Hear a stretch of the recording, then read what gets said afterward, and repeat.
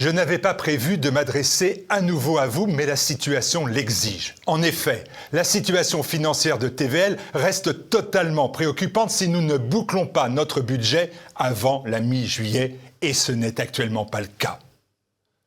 Concrètement, malgré votre mobilisation, il nous manque quoi ? 300 personnes qui envoient un don de 100 €. 300 personnes qui envoient un don de 100 €. Voilà l'enjeu. Il n'est pas mince, j'en suis conscient. Et pourtant, cela représente 22 minutes de propagande de France Télévisions avec nos impôts. Je compte sur vous pour répondre à cet appel à l'aide pour votre télévision, celle de vos idées. Retirez-nous cette épine du pied pour nous permettre de repartir d'un bon pas pour les prochains mois à l'avance. Merci.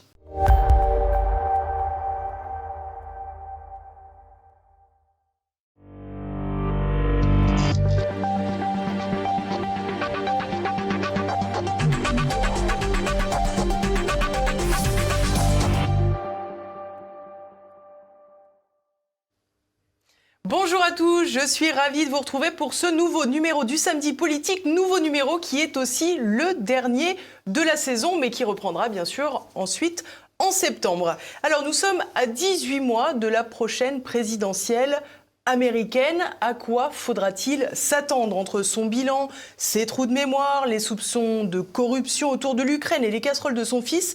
Joe Biden pourra-t-il vraiment être candidat? Face à lui, que va-t-il advenir de Donald Trump et lui aussi ses gros ennuis judiciaires? C'est tout ce que nous allons voir dans quelques instants. Mais avant toute chose, vous le savez, comme chaque semaine, je compte sur vous pour le succès de cette émission, d'autant plus que c'est la dernière de la saison. Alors pensez à la commenter, à la partager, puis bien sûr, cliquez sur le pouce en l'air. Allez, à l'attaque.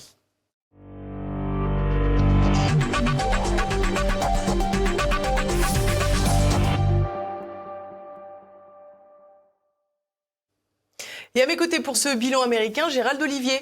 Bonjour monsieur, merci infiniment d'être encore avec nous pour nous faire profiter de vos lumières. Alors je vous représente au cas où, vous êtes journaliste, spécialiste de la politique américaine, chercheur associé à l'IPSE, l'Institut Prospective et Sécurité en Europe. Vous avez également publié de nombreux ouvrages, mais je parlerai évidemment de Sur la route de la Maison-Blanche qui était publié chez le regretté Jean Picolec. D'ailleurs, c'est l'occasion de lui rendre hommage. Absolument. Alors pour commencer, Gérald Olivier, nous sommes 2 ans et demi après l'arrivée de Joe Biden à la Maison-Blanche. Il est arrivé à la Maison-Blanche dans un contexte très particulier, d'élections discutées, remises en cause par une grande partie de l'électorat, notamment de Donald Trump, bien sûr.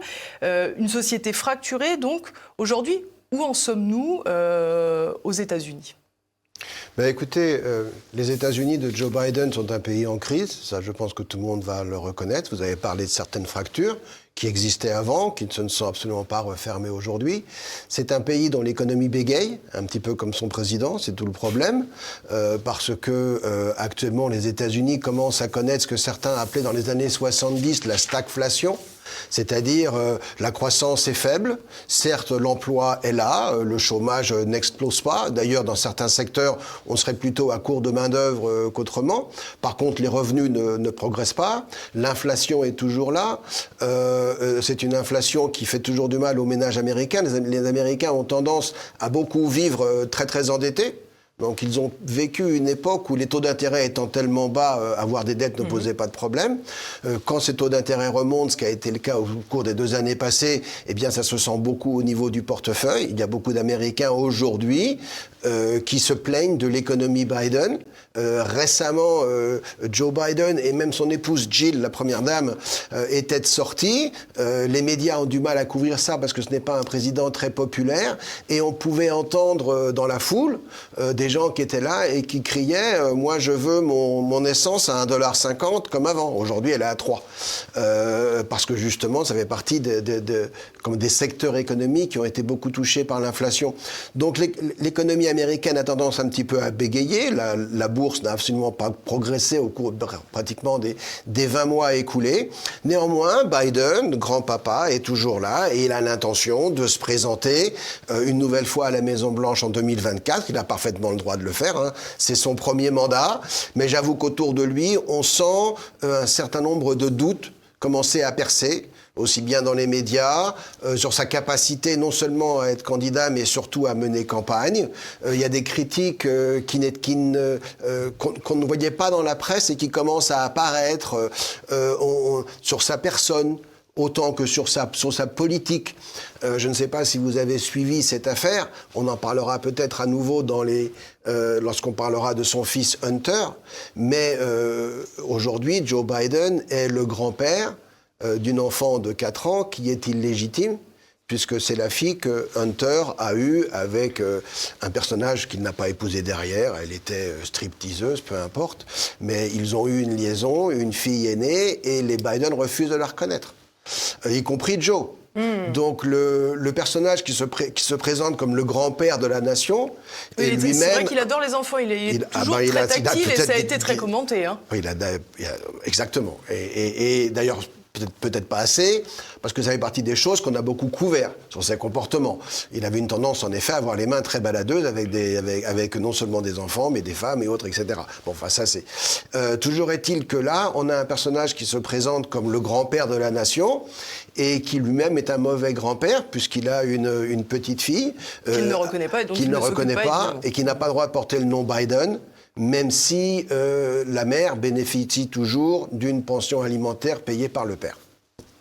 Alors, vous avez parlé de ce bilan économique plutôt catastrophique de Joe Biden. Pour autant, on a du mal à savoir exactement quelles sont les mesures mises en place par l'administration Biden. Qu'est-ce qu'il a vraiment changé en arrivant à la Maison-Blanche ? Alors, la grande loi, celle qu'il revendique, celle sur laquelle il compte faire sa campagne de réélection, c'est ce qui s'appelle en anglais le Inflation Reduction Act, le IRA. C'est une loi de dépenses de plusieurs milliers de milliards de dollars pour mettre en place ce qu'on appelle aux États-Unis la transition économique vers une économie verte. Et c'est surtout une loi qui consiste à subventionner tout un tas d'industries en espérant que ces industries ensuite vont produire les produits dont on aura besoin demain. Et en fait, c'est une loi qui est de plus en plus critiquée. D'abord parce qu'elle est inflationniste. Quand vous rajoutez de l'argent liquide que vous empruntez dans l'économie, bien vous encouragez l'inflation. Deuxièmement, ce genre d'économie, je dirais planifiée, qui part de très haut. Ça part du pouvoir, ça part de l'exécutif, qui distribue les subventions aux uns et aux autres. On sait très bien qu'économiquement, ça ne marche jamais. Et d'ailleurs, on constate aujourd'hui que vous avez une certaine base industrielle aux États-Unis. Je pense notamment aux ouvriers de l'industrie automobile, qui sont très, très mécontents de cette loi, qui sont très mécontents de ce qu'on appelle en anglais le Green New Deal, cette transition vers une économie verte, parce qu'il n'y a absolument rien pour eux. C'est assez surprenant, si je peux me permettre de vous interrompre, parce qu'on a le sentiment pourtant que c'était une loi protectionniste qui allait justement un peu dans le sens de Donald Trump, quelque part. Bien sûr, c'est une loi protection. Alors, pas dans le sens de Donald Trump, dans la mesure où je ne pense pas que Trump aurait distribué de l'argent on sélectionne les vainqueurs.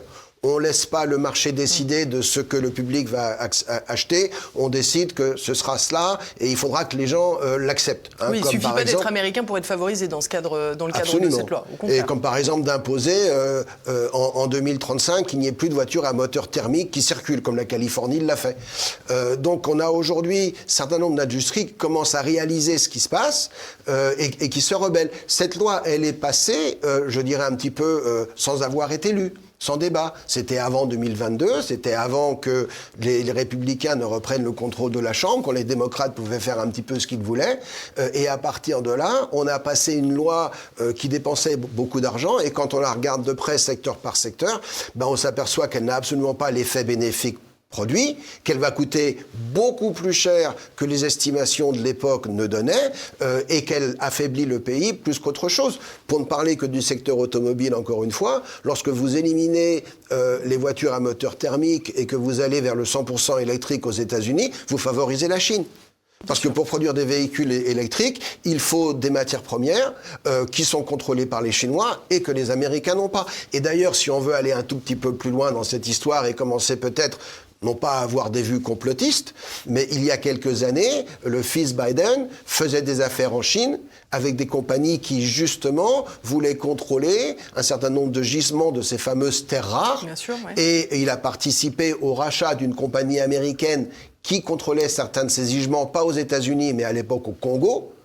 et au rachat de cette entreprise américaine par une entreprise chinoise. Le fils du président des États-Unis d'aujourd'hui, qui se trouve vouloir mettre en avant des programmes qui favorisent la Chine. Alors on ne veut pas être complotiste, mais on a quand même un certain nombre d'éléments qui vous amènent à vous poser des questions. Et moi je me les pose parce que je suis l'actualité américaine tous les jours, mais des Américains se les posent parce qu'il y a encore quelques médias qui ont les yeux ouverts et qui disent voilà ce qui est en train de se passer dans notre pays aujourd'hui. Alors, mettons les pieds dans le plat, franchement. Gérald Olivier, vous me disiez, on va paraître complotiste, mais on va continuer. Aujourd'hui, là, on vient de parler, par exemple, de cette fameuse loi, l'IRA. Oui. Bon, on la présente comme étant la loi de Joe Biden. Pour autant, quotidiennement, j'allais dire, on peut constater que Joe Biden n'est plus en pleine possession de ses moyens, du moins pas 24 heures sur 24. Dans ce cadre-là, je vais vous poser une question provocante que les téléspectateurs ont déjà pu voir en dessous de cette émission. Qui gouverne les États-Unis ? C'est une très bonne question. La réponse, c'est on ne sait pas. On va dire que c'est l'appareil du Parti démocrate. On va dire que ce sont tous les leftovers, excusez-moi, je mets de l'anglais dans mon français, tous les anciens combattants, je ne pense pas, tous les anciens combattants de l'administration Obama, Susan Rice par exemple, même Merrick Garland qui est à la justice, c'est quelqu'un qui était très très proche de Barack Obama, comment s'appelle-t-il, Janet Yellen au Trésor est également quelqu'un qui travaillait déjà sous Barack Obama, Anthony Blinken, le secrétaire d'État, travaillait pour le vice-président et après il a travaillé pour John Kerry. Donc on a un certain nombre d'intervenants qui étaient là sous la présidence de Barack Obama, qui sont toujours aux manettes et qui, à mon avis, sont ceux qui invitent le président à suivre, je dirais, leurs décisions ou leurs orientations. Le président Biden, il convient aux démocrates parce qu'il est malléable. C'est d'ailleurs tout l'intérêt de sa personne.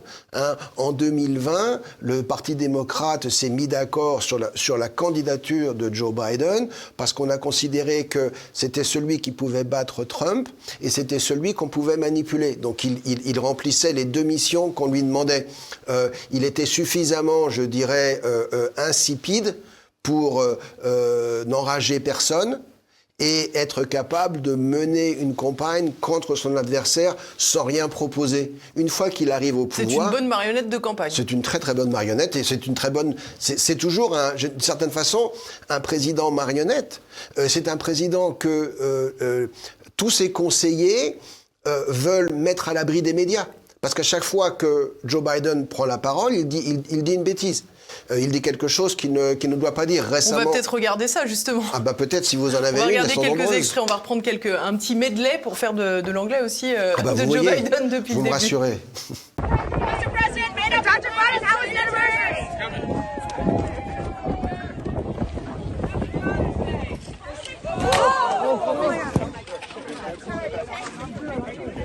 Une chute sans gravité qui aurait pu passer inaperçue si elle n'était pas intervenue après de nombreuses autres.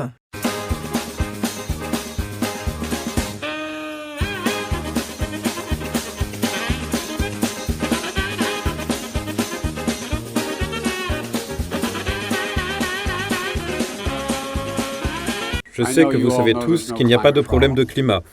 Je sais que vous le savez.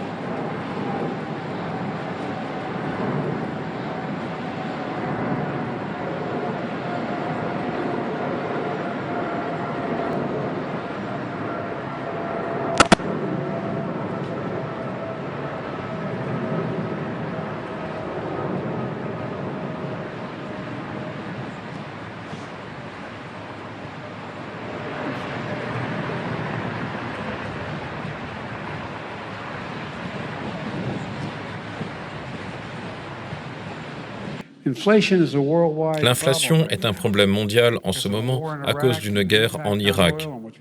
Excusez-moi, la guerre en Ukraine. Je pense à l'Irak parce que c'est là que mon fils est mort.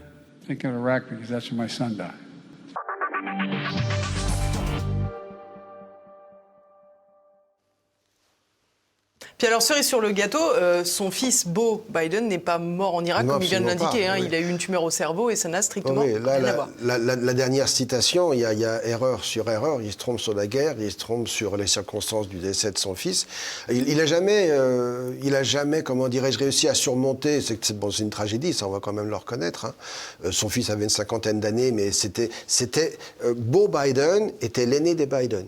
Il faut comprendre une chose, les Biden sont d'origine irlandaise et catholique, il y avait chez le père de Joe Biden senior, la volonté un petit peu de mettre en place une famille aristocratique. Quand vous avez une famille aristocratique, les fils notamment ont chacun une fonction.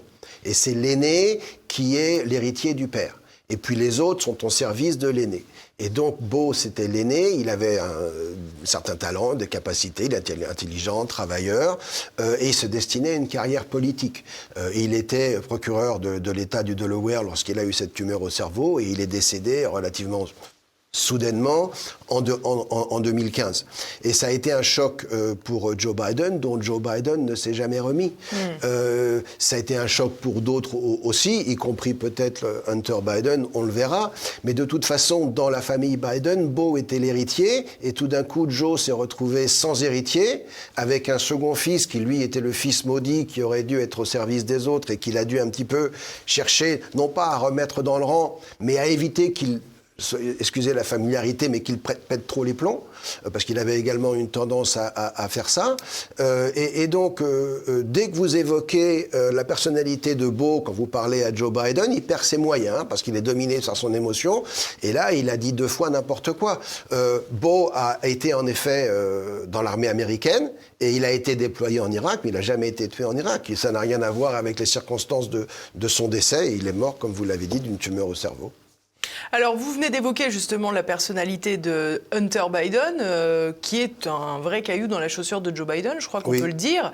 On a beaucoup parlé de ses ordinateurs portables, de ses téléphones, de ses affaires de drogue, de ses affaires en lien avec la prostitution, voire même parfois avec la pédocriminalité. Je mets des points d'interrogation parce qu'on ne sait pas. Vous, aujourd'hui, je crois que vous êtes sérieusement intéressé au sujet. Qu'est-ce que vous avez trouvé et qu'est-ce qu'on sait de tout cela ? On sait un milliard de choses. Et c'est même difficile de décider par où commencer.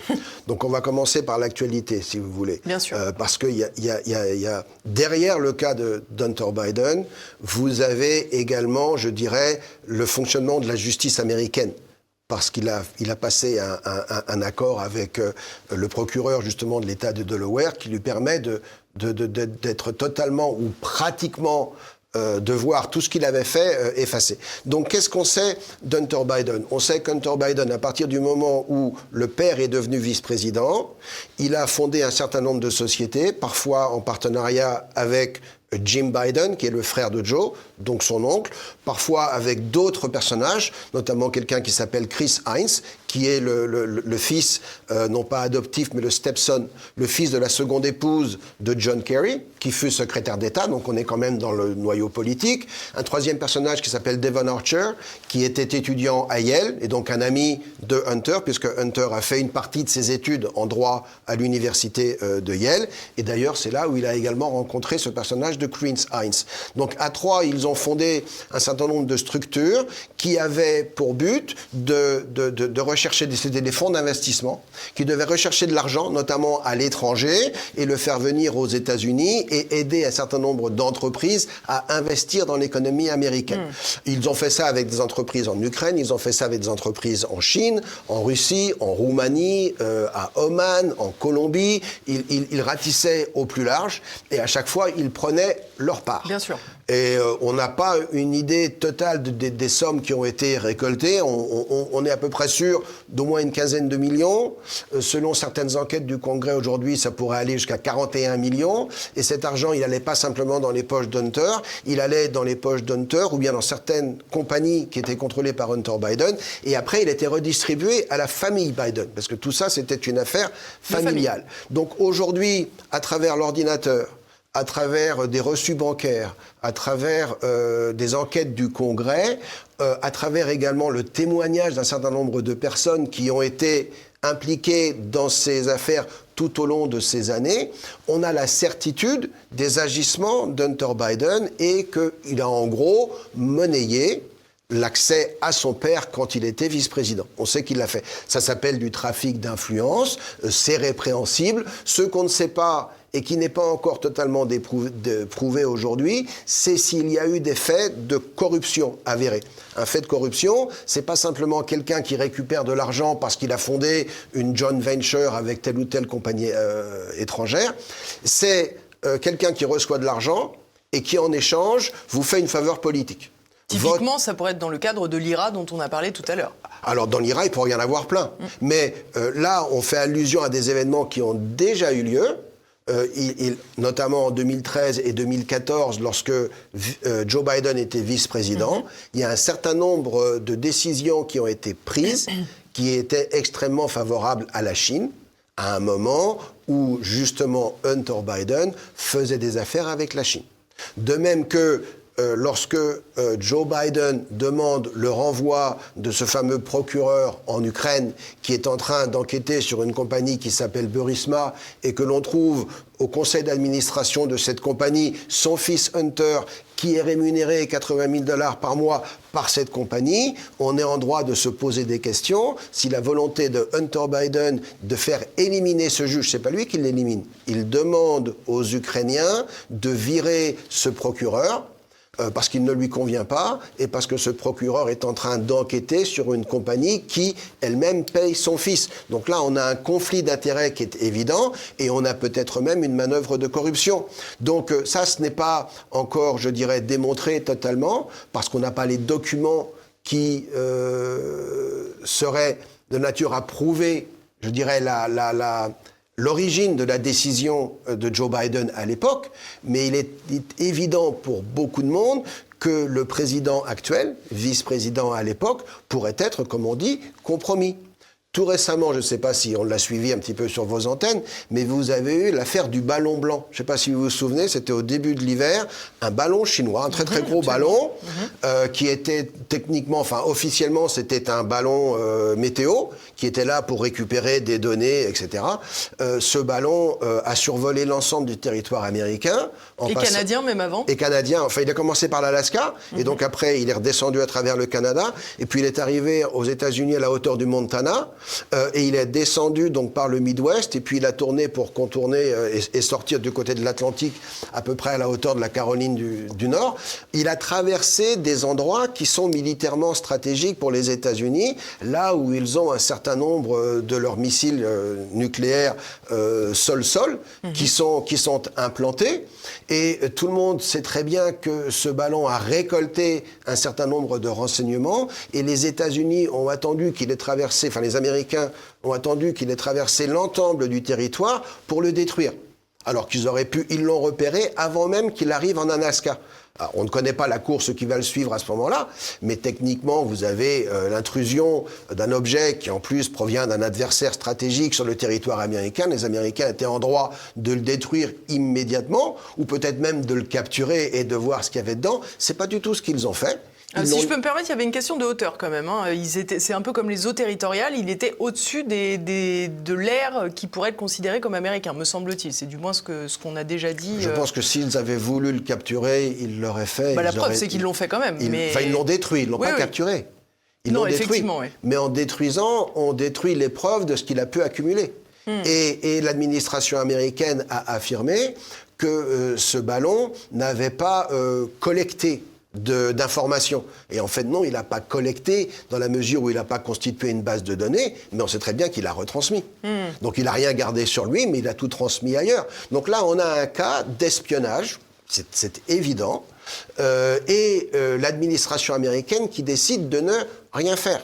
Alors que l'espion en question, c'est leur principal adversaire, aussi bien stratégique qu'économique aujourd'hui.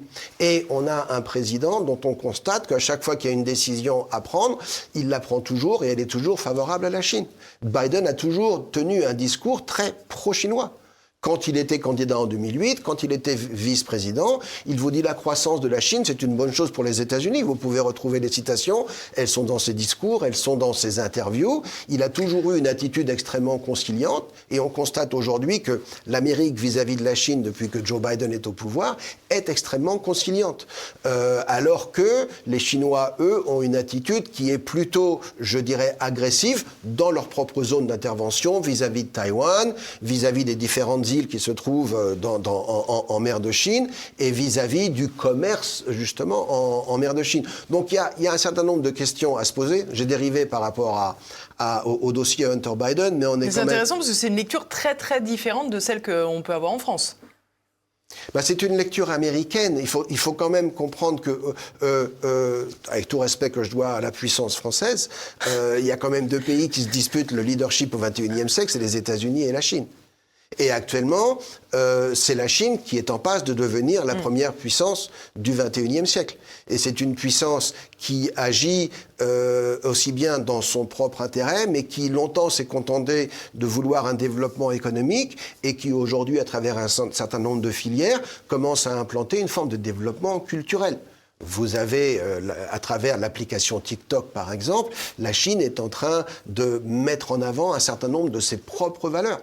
C'est ce qu'a fait l'Amérique au XXe siècle. Hein. C'est exactement, d'abord, vous mettez en place, je dirais, une puissance économique. Vous avez l'avantage que l'Europe se suicide en même temps, donc c'est très bien. Et puis après, vous mettez en place Hollywood, qui fait rêver et qui transmet des valeurs au reste du monde pendant 70 ans. Oui, c'est le soft power. C'est le soft power. Aujourd'hui, ce soft power, il est en train de quitter les États-Unis. D'abord parce qu'il a été, je dirais, détourné par un certain nombre d'éléments un petit peu radicaux. Et ce sont les États-Unis qui se substituent, les Chinois, pardon, qui substituent leur soft power à celui des Américains. Donc aussi bien sur le plan économique que sur le plan stratégique, que sur le plan culturel, on est en train d'assister à une montée en puissance de la Chine. Trump avait voulu, quand il était président, mettre un frein à tout ça à travers une politique commerciale beaucoup plus agressive et une politique, je dirais, stratégique également beaucoup plus agressive. On constate que l'approche de l'administration Biden est inverse. C'est une approche qui est basée sur la conciliation. Et bien, sur la conciliation, quand vous avez deux personnages face à face et que l'un prend jusqu'à ce qu'on l'arrête et que le second se refuse de l'arrêter, il n'y a aucune raison pour que cet autre personnage change d'attitude. Donc les Américains le voient, le constatent, et parfois se posent des questions. Donc on a des questions qui peuvent être d'origine purement familiale. Voilà, il protégeait son fils, et son fils faisait des affaires avec la Chine. Ou bien on peut aller plus loin et se dire que ce président, non seulement il protège son fils, mais il est peut-être lui-même compromis de par l'attitude qu'il a eue par le passé. Alors là, on vient d'évoquer donc les affaires potentielles de corruption d'Hunter Biden qui met en cause parfois son président de pair, j'allais dire. Il y a également toutes ces affaires de mœurs qui sont, pour une grande partie des Américains, encore très choquantes. Ah, tout à fait. Mais je veux dire que là, avec Hunter, on est un petit peu dans le cas... j'ose à peine le dire, mais de la situation qui était celle des fils de dictateurs ou des fils de membres de la nomenclature dans certains régimes dictatoriaux. Hein. Là, je dis ça en essayant de peser mes mots parce que ça peut choquer certains. Mais Hunter est le fils du président, donc on lui pardonne tout. Hunter est le fils du président, donc on le protège. Mais il a l'air d'en avoir conscience en plus, parce qu'il fait un peu de provoque. Aujourd'hui, à condition qu'il soit toujours, qu'il est totalement, qu'il soit remis de son addiction, c'est-à-dire qu'il ne consomme pas de drogue. Je ne connais pas le comportement quotidien ni les habitudes quotidiennes de Hunter Biden. Il s'est un petit peu calmé ces dernières années, il a une nouvelle épouse, ils ont eu une jeune fille ensemble, il fait de la peinture. Il est devenu artiste. C'est très beau d'ailleurs. Comme il est fils du président, il y a une galerie à New York qu'il produit et il vend certaines de ses toiles à $1,5 million. Donc comme lui a toujours eu un train de vie extrêmement dépensier, ça lui rapporte un petit peu de quoi survivre et tant mieux pour lui. Donc récemment... Sauf si on achète encore les faveurs de son président de pair en lui achetant ces magnifiques toiles. C'est toute la question. Et là, on a encore une ambiguïté qui est formidable parce que lorsque Hunter a commencé à mettre ses toiles en vente, eh bien, la Maison-Blanche, il y a eu un accord qui a été passé, on ne connaîtrait pas le nom des acheteurs. Raison invoquée, c'est pour que la Maison-Blanche ne puisse pas leur faire des faveurs. Mais parce qu'on ne connaît pas le nom des acheteurs, eh ben on peut soupçonner tout ce qu'on veut sur les acheteurs. Et qui va s'intéresser à... Je respecte le talent d'Hunter Biden, il n'y a aucun doute là-dessus, mais qui va s'intéresser aux œuvres d'art d'un tel monsieur? Et s'il n'était pas le fils du président, personne, soyons sérieux, c'est une blague. Donc on a encore là une sorte de, je dirais, de corruption douce, où, sans que ce soit fait, eh bien, le fils du président profite de sa position. Et on sait très bien que ceux qui vont acheter ces toiles, lui, il connaîtra leur identité, et c'est parce qu'ils auront besoin de lui ou qu'ils pourront l'utiliser pour approcher du père, et puis après avoir, je dirais, ce qu'il demande. Donc on est dans une forme de corruption douce. C'est exactement ce qui s'est passé également avec ce fameux juge du Delaware. Hein, j'en reviens à cette première idée. Hunter Biden, à l'époque en 2018, lorsqu'il était très très accro à la cocaïne, qu'il faisait un petit peu n'importe quoi, qu'il a eu une relation amoureuse, vous parlez de ses affaires de mœurs, avec la veuve de son frère. Hein. Il a voulu d'abord la consoler, puis il a tellement consolé qu'ils ont fini ensemble. Ça a été consolé. Bien très très consolé. Ça n'a pas duré, inévitablement, mais ils ont eu quelques ébats absolument formidables. C'est un fan de pornographie. Hein. Et donc, il a filmé ses propres performances avec elle. Tout le monde peut en profiter, c'est bien. Il y a une vidéo, oui, si vous, je ne sais pas où trouver la vidéo, mais il paraît qu'elle existe. Je ne l'ai pas vue, je ne connais pas ces circuits-là, mais il y a une vidéo, il l'a appelée la veuve éplorée, je ne sais plus quoi. Enfin, là, il y a une vidéo pornographique, excusez-moi de le dire, hein, pornographique de lui avec la veuve de son frère, qui a été diffusée sur des réseaux où les amateurs peuvent mettre en ligne leur... C'est le Jackie et Michel américain. Leurs ébats, peut-être. Peut-être. Et bon, voilà, c'est un petit peu sordide tout ça. Un petit peu. Mais il a eu une période qui était vraiment très très... À cette époque, il a acheté une arme. Pour acheter une arme, il a menti sur l'application, comme on dit, parce qu'il faut quand même remplir un formulaire. Ça, c'est un crime fédéral. Et c'est un crime fédéral qu'un juge vient de lui pardonner parce qu'on a convenu que s'il continuait à ne pas utiliser de drogue, eh bien, ce fait-là serait effacé de son casier judiciaire. Donc, voilà, Hunter est protégé parce qu'il est le fils du président. Et c'est pas... Je ne pense pas que vous ayez Joe Biden qui donne des ordres. Mais quand on regarde la structure du pouvoir aux États-Unis, eh bien, qui a conclu le deal avec Hunter Biden? Eh bien, c'est un procureur spécial qui a été nommé par le garde des Sceaux, qui lui-même a été nommé par le président. Et qui attaque Trump aujourd'hui? C'est un procureur spécial nommé par le garde des Sceaux, qui lui-même a été nommé par le président. Donc vous avez une structure du pouvoir qui attaque d'un côté et qui protège de l'autre. On est dans une justice non seulement à deux vitesses, mais on est dans un système qui a les apparences d'un système dictatorial. C'est comme ça que ça se passe dans les dictatures. Dans les dictatures, le personnage au pouvoir attaque ses opposants politiques, il les met en prison s'il peut les mettre en prison, et par contre, ses partisans, eux, sont protégés. C'est le système Biden aux États-Unis. Aussi effarant que ça puisse paraître de dire ça aujourd'hui, la première démocratie du monde, si on considère que les États-Unis sont historiquement la première démocratie du monde moderne, eh bien aujourd'hui, elle a beaucoup des apparences d'un système qui est plus près d'une dictature douce que celui d'une vraie démocratie. Alors, pour appuyer encore ce que vous dites, on a appris récemment l'inculpation d'un monsieur qui s'appelle Gal Luft, oui. Qui a l'air assez sulfureux aussi, je crois, on peut le dire, mais qui agitait les diverses accusations à l'égard d'Hunter Biden, et tandis que les juges ont préféré effacer les affaires d'Hunter Biden, lui, en revanche, il est inculpé. Voilà, alors pour espionnage, en plus. C'est tout le système. Gal Luft était l'un des partenaires d'une joint venture que Hunter a mis en place avec cette compagnie d'énergie chinoise qui s'appelle CEFC, qui était dirigée par un jeune homme un jeune chinois, je dis jeune parce qu'il avait une quarantaine d'années, qui s'appelait Ye Jianming. Je dis qu'il s'appelait parce qu'on ne sait pas ce qu'il est devenu. Il a été arrêté en Chine en 2018. après que d'autres de ses associés eux-mêmes étaient arrêtés, soit en Chine, soit aux États-Unis pour des affaires de corruption. Mais depuis son arrestation, Ye Jianming a disparu. Si vos téléspectateurs suivent d'un petit peu près ou d'un petit peu loin les affaires de Hunter Biden, Ye Jianming, c'est celui qu'on appelait The Chairman.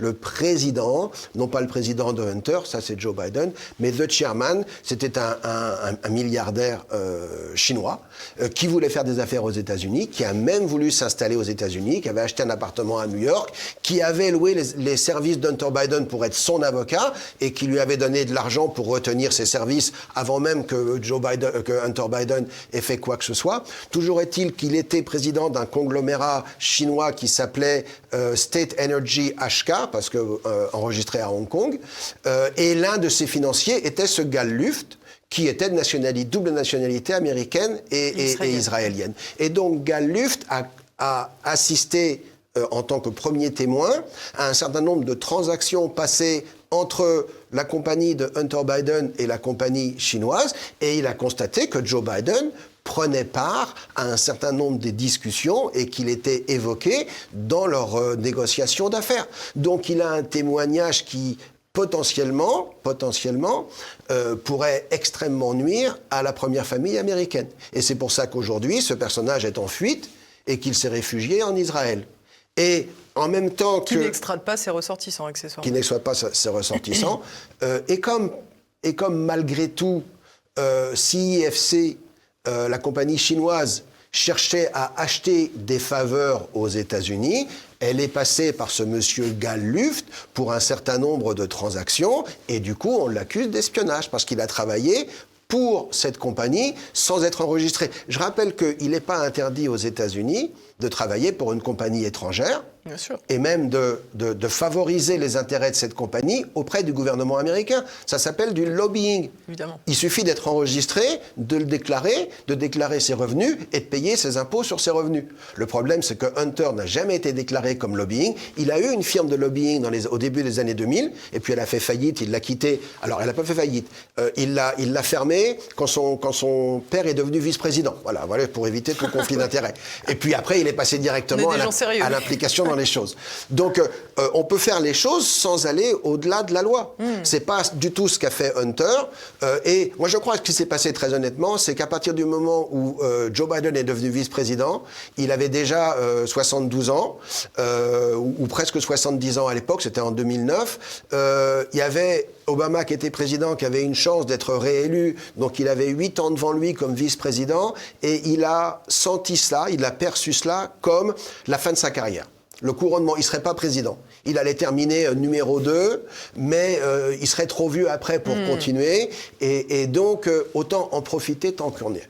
Et comme il avait toute une famille à nourrir, eh bien, il a profité de sa nouvelle position pour aider son fils, il l'avait toujours aidé par le passé, lui permettre de profiter de son accès à la Maison-Blanche pour monter des affaires, sans qu'elles soient forcément illégales.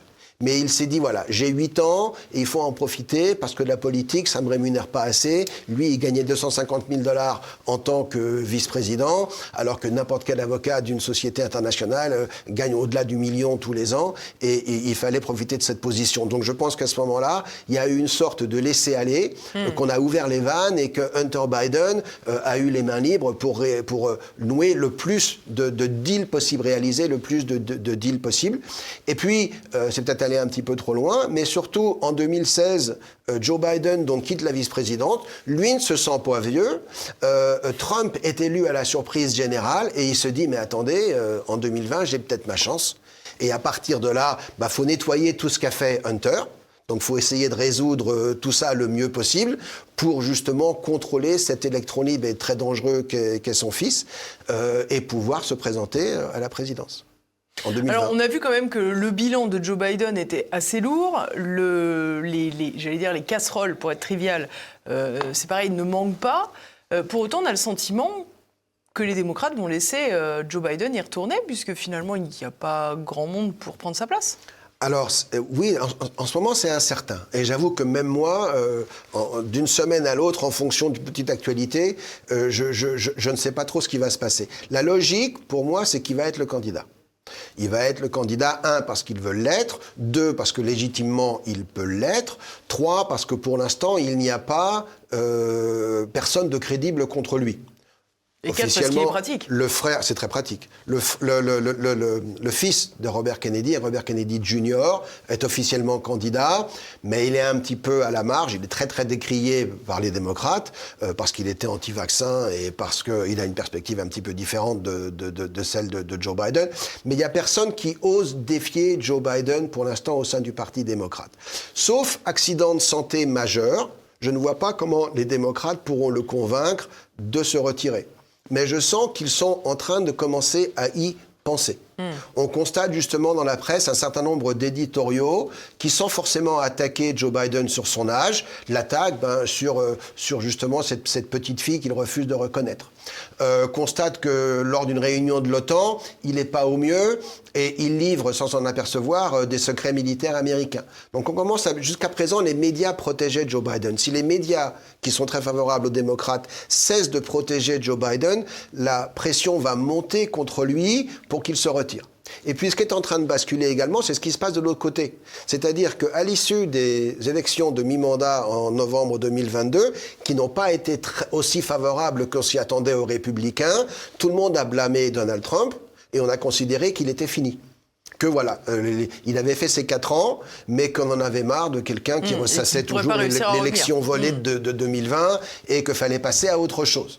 Et à partir du moment où, comment dirais-je, Trump était le favori des républicains, mais qu'il était destiné à perdre, eh bien, on garde Biden parce que Biden l'a déjà battu. Aujourd'hui, Trump reste le favori du camp républicain, mais plus personne ne dit que s'il est candidat, il perd. C'est ça qui a basculé. Ce qu'on constate aujourd'hui, en dépit des casseroles de Donald Trump, en dépit des attaques dont il fait l'objet, parce que lui aussi, peut-être qu'on va en parler, il est sous le coup d'un certain nombre d'inculpations. Difficile à compter d'ailleurs, tellement il y en a maintenant. Plus il y en a, et plus on l'inculpe, plus il monte dans les sondages. Et plus on l'inculpe, plus un certain électorat américain, au-delà de la base républicaine, se rend compte qu'ils sont en train de vivre dans un pays avec une justice à 2 vitesses et des tendances qui ne sont plus du tout celles qui ont fait l'Amérique. Et ça suffit à faire basculer une élection. Attise aussi très bien. On le sait quand il a été reçu pour cette inculpation sur les documents confidentiels dont on va parler dans quelques temps. En meeting, il a clairement dit que c'était l'objectif de Joe Biden, c'était de le mettre hors jeu. D'ailleurs, je crois qu'on peut le regarder. This vicious persecution is a travesty of justice. You're watching Joe Biden. Joe, think of it. Biden is trying to jail his leading political opponent.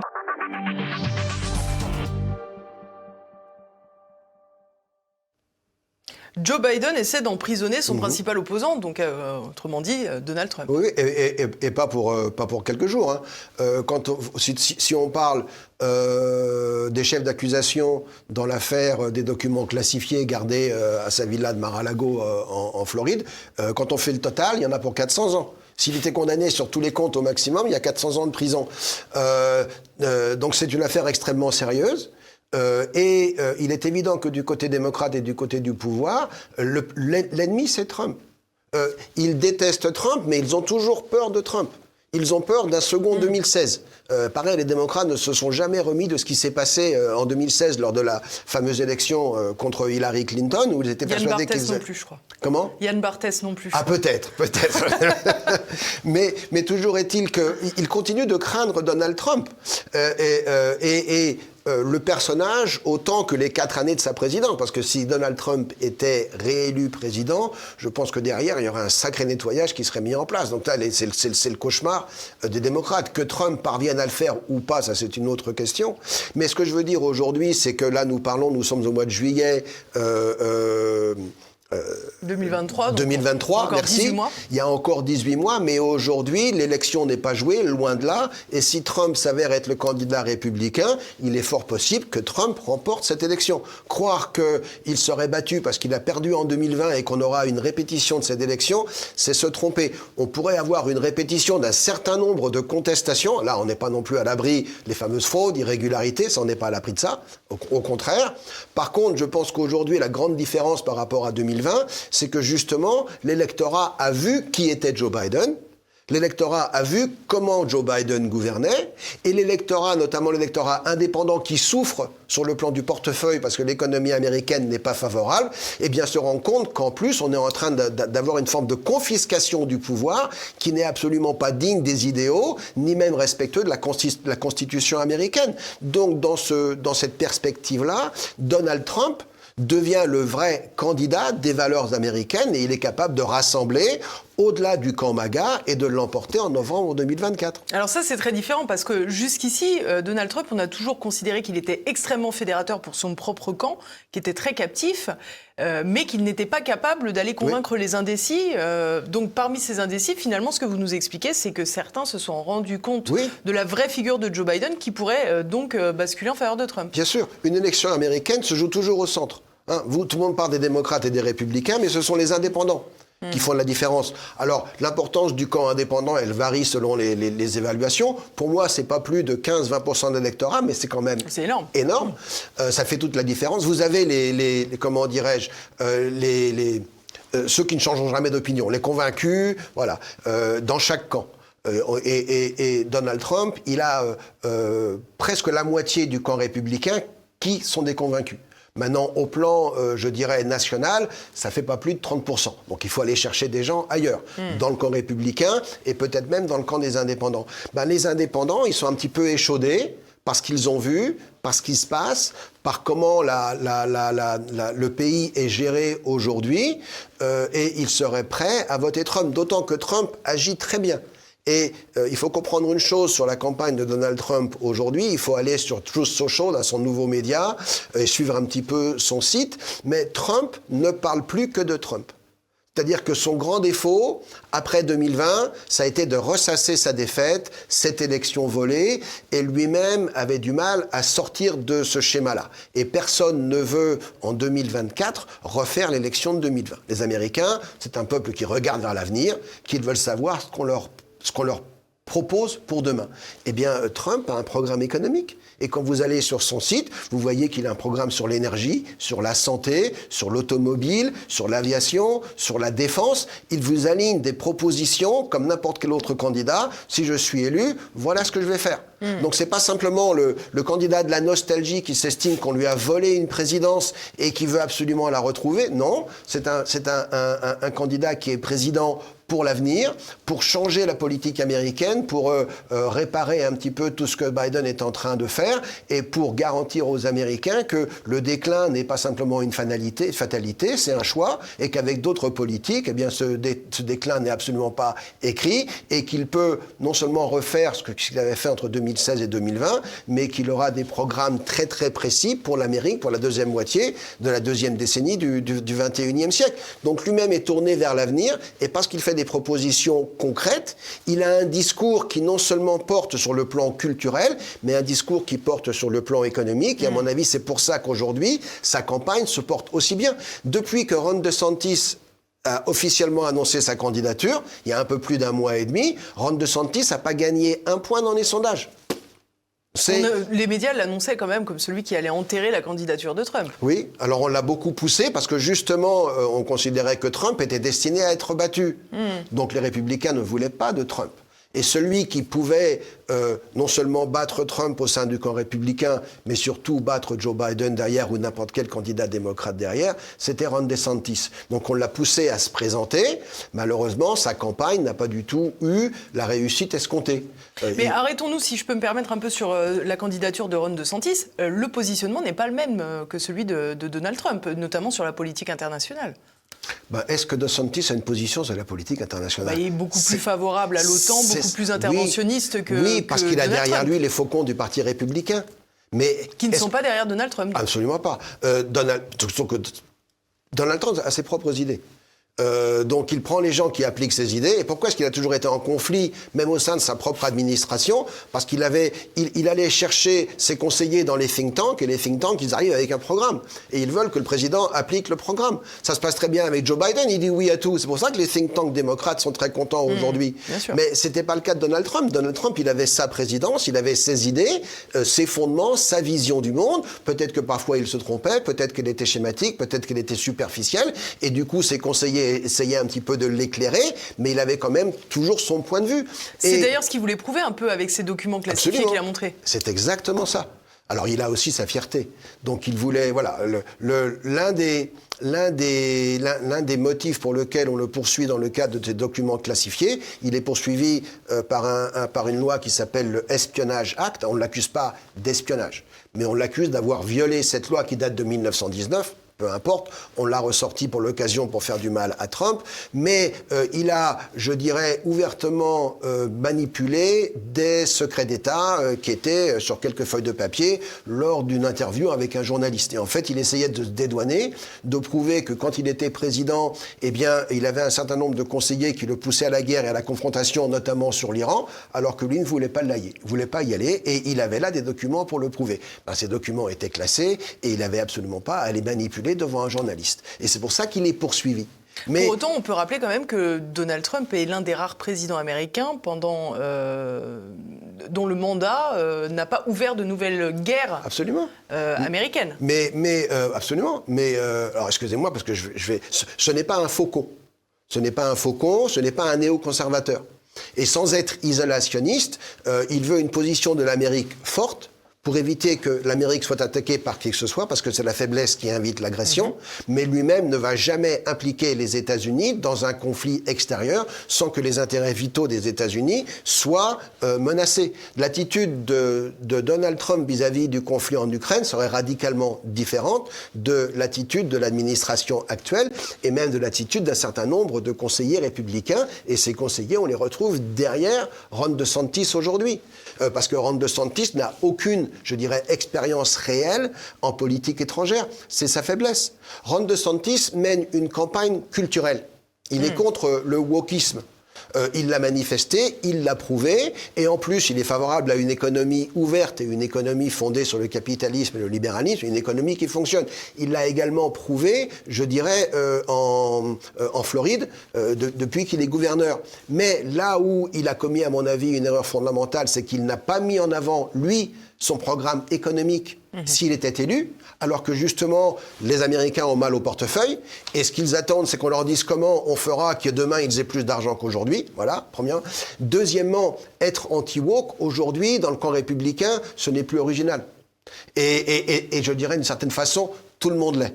Et puis, troisièmement, il a un certain manque d'expérience, justement, parce que comme beaucoup d'Américains, il a toujours vécu dans le cercle fermé des États-Unis, et la politique internationale, c'est pas son fort. À un moment où les États-Unis sont indirectement au moins impliqués dans une guerre majeure en Europe. Donc on a besoin d'avoir... Oui, avec une situation anxiogène à l'égard de la Chine aussi. Tout à fait. Alors là, là, absolument, avec une menace qui pour l'instant reste froide. On est dans une forme de guerre froide avec la Chine. Mais si demain vous aviez, moi j'y crois pas, une attaque de la Chine contre Taïwan, à laquelle je ne crois pas. Alors, je ne suis pas spécialiste de politique internationale, mais on a tous lu Sun Tzu et on sait très bien que l'art de la guerre, c'est de gagner sans combattre. Donc, je pense que le Xi Jinping et les Chinois ont cet objectif de réintégrer Taïwan. Je ne pense pas que ça passera par l'option militaire. Après, je peux me tromper totalement. Néanmoins, ça ne les empêche pas de faire pression sur ce point-là. Donc, on a une situation qui est potentiellement extrêmement dangereuse vis-à-vis de la Chine et on a une guerre ouverte en Europe. Sous Donald Trump, on n'avait pas ça. Sous Donald Trump, on avait une Chine qui craignait les États-Unis parce qu'elle considérait que Donald Trump était imprévisible, et il aime bien cultiver cette image. Et on avait une Europe qui, en dépit du conflit latent, et je dirais déjà existant en vérité entre l'Ukraine et la Russie via la Crimée, n'avait pas du tout pris les proportions qu'il a pris depuis. Vous parlez de l'image de Trump, mais finalement, est-ce que son plus grand ennemi, au-delà de Joe Biden et de l'administration démocrate, ce ne serait pas les médias ? Ah bah si, toujours. Mais là, malheureusement, quand vous êtes républicain, vous avez très très peu de médias avec vous. Et puis Donald Trump déteste les médias et les médias le lui rendent. Mais ça, ce sera très difficile. Et c'est bien ce qu'il faut comprendre également pour avoir en perspective la réalité de l'élection qui se présente. C'est que Donald Trump a contre lui le Parti démocrate. Il a contre lui le système judiciaire, il a contre lui le système médiatique, les médias, et contre lui le système culturel sorti d'Hollywood. Donc vous avez tout un pan de la société américaine qui est, je dirais, fondamentalement et de manière agressive et obsessionnelle anti-Trump. Donc il a face à lui un certain nombre d'obstacles qui sont quand même extrêmement importants. Il a pour lui l'Amérique profonde et peut-être aujourd'hui justement une Amérique qui se rende compte de ce qui est en train de se passer. Cette Amérique se rend compte que ce qu'elle voit tous les jours à la télévision aux informations de 18h, ce n'est pas la vérité biblique, c'est une version des faits, une version orientée. Il y a quand même eu un certain nombre de choses qui ont choqué les Américains. Donald Trump a appelé le Covid le virus chinois. Et il a dit c'est un virus sorti d'un laboratoire et inventé par des chercheurs chinois. On l'a traité de raciste, de malade, et on a mis un médecin pour le calmer, le docteur Fauci. Aujourd'hui, tout ce que Trump avait dit, on s'aperçoit que c'était vrai. Avec des détails en moins quand même, hein, parce que le laboratoire n'était pas exclusivement chinois, il y avait des implications autres, et notamment américaines. Bien entendu. Il y a toujours des financements derrière, inévitablement. Et les Américains savaient très bien ce qui se passait à l'intérieur de ce laboratoire. Ils avaient dénoncé des manquements à la sécurité qui n'ont pas été suivis, et c'est là où ils étaient embarrassés. D'accord ? Mais tout le monde savait très bien que c'était un laboratoire qui, comment est-ce qu'on appelle ça, de bioarmes, d'armes biologiques, bactériennes. Exactement. Voilà. Bon, mais toujours est-il que la version, si vous voulez, complotiste, s'est avérée la version réelle. Trump avait dit que l'affaire de collusion avec la Russie était une arnaque totale montée par les démocrates. On l'a traité de complotiste, on l'a traité d'agent russe. Aujourd'hui, on sait qu'il avait raison à 100% sur toute la ligne. Les médias qui l'accusaient, d'ailleurs, ne l'ont pas beaucoup dit. Hein. Alors, le New York Times l'a reconnu au mois d'avril dans un article qui commençait en première page, qui se terminait en page 21, et c'était dans l'avant-dernier paragraphe. Voilà, pour rigoler. Le New York Times, voilà, c'est comme ça que ça se passe. Vous faites un titre sur 5 colonnes quand vous accusez Trump, et quand l'accusation s'avère avoir été injustifiée, vous vous excusez tout en fin d'un petit article que personne ne lit ou personne ne va jusqu'au bout. Mais, comment dirais-je, sur cette affaire, on s'aperçoit que c'est Trump qui avait raison. Quand Trump dénonçait la politisation du FBI, tout le monde le traitait de paranoïaque. Aujourd'hui, on a, à travers un certain nombre d'affaires, la preuve qu'il y a bien eu interférence du FBI dans l'élection de 2020 à travers ce qu'on a appelé les Twitter Files, l'influence que le FBI a pu avoir sur Facebook et sur Twitter en particulier, mais également sur d'autres réseaux sociaux, pour tuer certaines informations et en favoriser d'autres. Donc tout ça, aujourd'hui, on le sait, on ne le savait pas forcément à l'époque, et donc ça a retourné une partie, je dirais, de l'électorat américain. Mais il est évident que si Trump s'avère être le candidat du Parti républicain, on aura à nouveau un matraquage médiatique contre lui, on ressortira toutes les affaires. Récemment, il a fait ce qui s'appelle un town hall en anglais, une réunion publique sur CNN. Donc réunion publique, c'est le public qui pose les questions. Et a priori, elles ne sont pas choisies par la journaliste. Mais il y avait une journaliste qui était là pour présenter le débat. Elle ne voulait parler que du 6 janvier.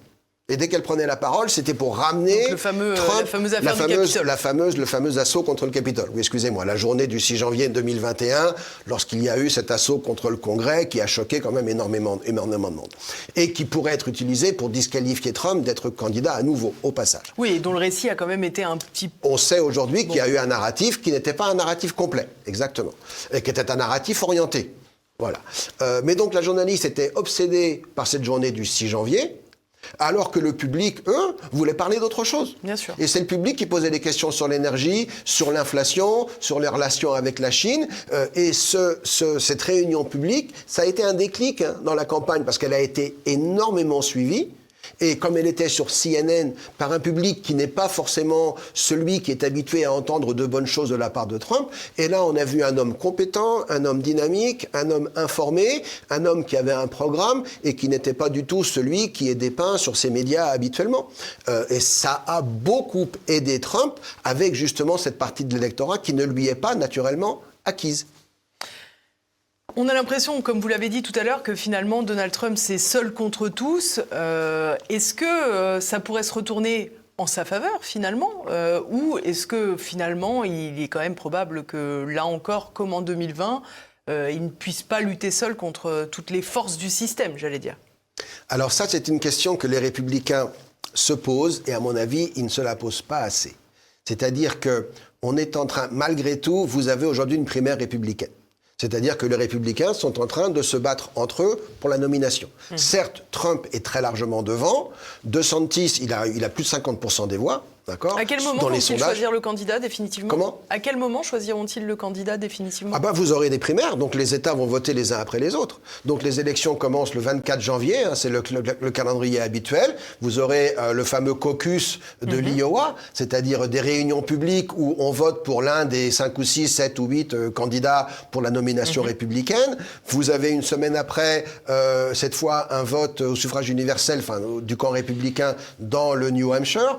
Et puis après, c'est la Caroline du Sud. Donc ce sont les primaires. Donc entre fin janvier et début juin, les républicains vont voter pour celui qui veut être leur candidat en novembre. Et puis vous avez une guerre par élimination, hein, les derniers renoncent, les premiers continuent, ce qui crée la surprise monte soudain dans les sondages. Ron DeSantis, son objectif, c'est de tenir jusqu'à l'Iowa et de créer la surprise. Lors du premier vote, s'il arrivait avec 35% des voix, par exemple, et que Trump n'en ait que 45%, ça inverse, je dirais, la dynamique. Et là, on se dit, mais non, pas du tout, c'est lui qu'il faut. Et donc, c'est ce qu'il espère.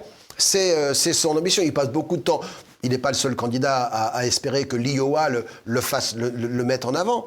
Inversement, si Ron DeSantis arrive distancé dans l'Iowa et qu'il est troisième dans le New Hampshire, il peut abandonner. Parce que ça veut dire que c'est pas lui qui... Que c'est mort, comme on dit. C'est mort, pour parler familièrement. Donc, il y aura les primaires, elles auront lieu. Avant les primaires, il y aura des débats. Il y a un premier débat qui est programmé à la télévision américaine pour le 23 ou le 24 août. La question actuelle, c'est est-ce que Trump y sera ou est-ce qu'il n'y sera pas ? Parce que beaucoup considèrent que, vu son avance dans les sondages, il n'a aucune raison d'aller à ce débat. Il va jouer contre des minus qui vont lui taper dessus. Alors, ils lui taperont dessus, qu'il soit là ou qu'il soit pas là, sans doute, parce que c'est l'homme à battre au sein du camp républicain. Mais ça, c'est toute une dynamique difficile chez les républicains, parce que Trump, il est un petit peu intouchable. Vous dites du mal de Trump, vous aliénez sa base, c'est-à-dire pratiquement la moitié du parti. Ça ne laisse pas beaucoup de monde pour voter pour vous. Donc là, les candidats qui ont décidé de défier Trump pour la primaire, ils sont devant un paradoxe. Ils ont besoin d'abattre le candidat qui est en tête, Donald Trump, mais ils n'ont pas le droit de dire du mal de lui, sinon ils s'aliènent une partie du vote républicain. Tout ça, c'est très difficile. C'est ce qui rend la tâche de Ron DeSantis très, très difficile. Mais malgré tout, vous avez une primaire. Et vous avez certaines voix au centre du camp républicain qui disent, au lieu de se concentrer sur cette bataille interne, on devrait se concentrer sur chaque scrutin, chaque État, qui va compter, qui seront les assesseurs, est-ce qu'on va autoriser la moisson des bulletins, les récoltes de bulletins comme ça a été le cas en Californie, dans le Wisconsin et ailleurs, qui permettent un certain nombre de fraudes et de rajouter des bulletins dans un camp. Tout le monde sait très bien aujourd'hui, et je ne veux pas revenir sur une affaire un petit peu terminée, Biden a gagné l'élection, il est président. Incontestable. Par contre, qu'il ait reçu 81 millions de votes légitimes, ça non, personne n'y croit plus aux États-Unis. Personne. On sait très bien qu'il y a eu, quelque part, dans différents États, des votes qui ont été rajoutés, qui ont été recomptés, qu'il y a eu un certain nombre d'irrégularités. Ce ne sont pas systématiquement des fraudes, mais elles étaient, je dirais, intégrées dans le système et elles ont permis de faire en sorte que Biden l'emporte. Bon, cet état de fait, il demeure aux États-Unis. Il y a une machine démocrate qui est extrêmement efficace et qui sert aussi à contrôler le vote et à garantir que dans les États où les démocrates, je dirais, comptent les votes, c'est le candidat démocrate qui l'emporte. Donc les républicains ont des moyens légitimes, juridiques et légaux de mettre leur nez dans ces histoires de façon à, je dirais, garantir l'intégrité du vote. Mais se battre sur cet aspect-là de l'élection est important. Et pour l'instant, les républicains ne paraissent pas se concentrer sur cet aspect. Et ça, à mon avis, c'est une erreur. Merci beaucoup Gérald Olivier. En tous les cas, on a hâte de voir cette présidentielle américaine repartir parce qu'on imagine qu'il y aura beaucoup de choses à dire et beaucoup de choses à regarder. C'est pas fait, il y aura du combat. Merci beaucoup. Merci à tous de nous avoir suivis. C'est la fin de cette émission. Vous l'avez compris, c'est aussi la fin de la saison de LSP, le samedi politique. Je vous retrouverai avec un grand plaisir à la rentrée. Je compte sur vous pour être au rendez-vous. En attendant, n'oubliez pas, comme je vous l'ai dit au début de cette émission, de partager cette dernière, de la commenter. Je vais répondre, comme chaque semaine, aux commentaires. Et puis, bien sûr, n'oubliez pas le fameux petit pouce en l'air pour améliorer le référencement. Et puis, en attendant, bien sûr, je vous retrouve toujours pour le journal quotidien de TVL. Allez, à bientôt.